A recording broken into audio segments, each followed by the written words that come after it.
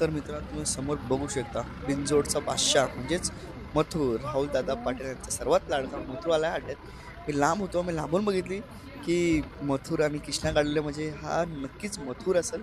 तर मी धावत आलो मित्रांनो, तुम्ही बघू शकता आपल्या समोर आहे मथुर, हिंद केसरी मथुर, भारत केसरी मथुर आपल्या समोर आता.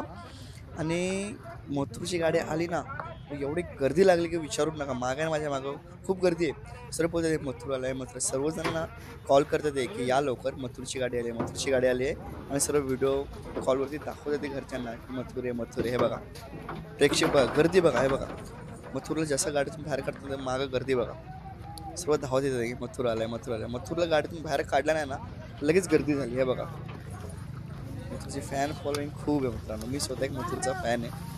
हे बघा मला मागं दाखवतो, गर्दी बघा किती आहे. शुभम दादा या समोर आता आपल्या मागं गर्दी बघा. हे बघा, हे बघा गर्दी बघा, हे बघा खूप गर्दी आहे. हे बघा आज बघूया मथुरचा आपला फेरा होणार आहे की बिनजोड होणार आहे की शर्यत होणार आहे. बघूया कसं काय. दादाला आपण विचारूया, शुभम दादाला. बघू दादा काय बोलतात येते.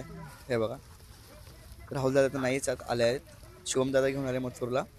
तर दादाशी आपण थोडा विचारूया.